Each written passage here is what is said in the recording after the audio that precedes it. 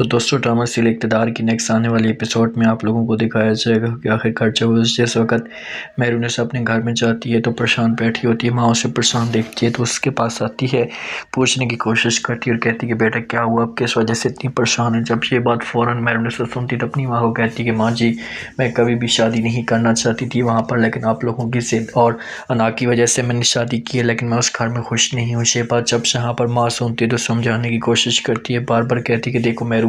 हमें इस बात का अंदाज़ा है कि वहाँ पर आपके साथ कुछ आपको मुश्किलात का सामना करना पड़ेगा, लेकिन मैं आपको यकीन के साथ कहती हूँ कि शनवास बहुत ही अच्छा और समन शाह भी बहुत ही अच्छी है। जब ये बात मेहरू सुनती है तो अपनी माँ को जवाब देती है, साफ अल्फाज में इनकार कर देती है। अपनी माँ को कहती है माँ जी मुझे एक बात बताओ, आप वहाँ पर रह रही हैं या मैं रह रही हूँ, मैं वहाँ पर रह रही हूँ, मुझे सब कुछ पता है कि क्या ठीक है और क्या गलत है, लेकिन इतना आपको मैम ने बता दिया है कि आपने जो फैसला किया ये गलत किया, आपको ऐसा नहीं करना चाहिए। तो माँ समझाने की बार बार कोशिश करती है, बार बार कहती है कि अरे भाई बस जो कुछ भी होना था वो तो हो चुका है, इस मामलात को छोड़ ही दें, इधर ही इन बातों को ख़त्म कर दें, इधर ही अपने बारे में अच्छा सोचें और अच्छी की उम्मीद रखें। मुझे पूरा यकीन है कि आपको बड़ी खुशी ज़रूर मिलेगी। मेहरू जब ये बात सुनती थी इनकार कर देती अपनी माँ को और कहती कि माँ जी खुशी मुझे कभी भी नहीं मिल सकती, जो कुछ भी मेरे साथ हो रहा है वहाँ पर मैं कभी भी खुश नहीं रह सकती। तो माँ कहती आखिरकार तुम चाहती क्या हो, तो मेहरू इनकार कर देती और कहती मैं कुछ भी नहीं चाहती, बस मैं सुकून चाहती हूँ, मैं चाहती हूँ कि मेरी ज़िंदगी में जो परेशानियाँ हैं ये हमेशा के लिए ख़त्म हो जाए, बस मुझे हर हाल में सुकून चाहिए। तो माँ कहती है कि ऐसा होगा आपके साथ,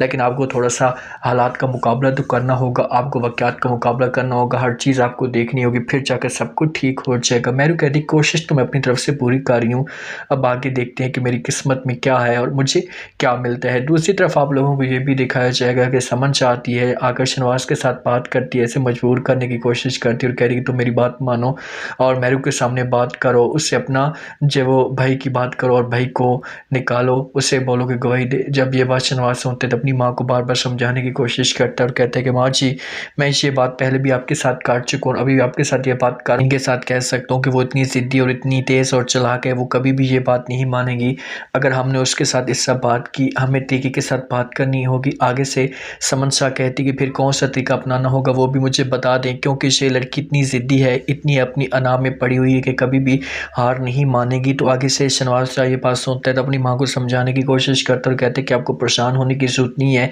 हमारे पास बहुत सारे हल हैं, बहुत सारे मसले मसाइल हैं और हर सूरत में हम इन मुसीबतों से निकल जाएंगे, बस थोड़ा सा वेट तो करें। समन शाह कहती है कि बेटा मैं वेट कर रही हूँ, मुझे किसी किस्म का कोई त्रास नहीं है, लेकिन बस जो बात मैंने आपके साथ करनी थी कर दी है, अगर हमने देर कर दी तो ये लड़की हमारे लिए बहुत बड़ा मसला खड़ा कर सकती है, इसी वजह से मैं आपसे रिक्वेस्ट कर रही हूँ, बार बार ये बात कर रही हूँ। तो शनवास शाह जब ये बात सुनते हैं तो अपनी माँ को समझाने की कोशिश करते और कहते हैं कि सब कुछ ठीक हो जाएगा, वक्त आने पे आप थोड़ा सा सब्र कर लें, यही मेहरू होगी जो खुद बात मानेगी और ज़ैन को इस घर में लेकर आएगी। समन शाह कहती कि अच्छा मुझे आपके ऊपर उम्मीद है कि ऐसा ही होगा।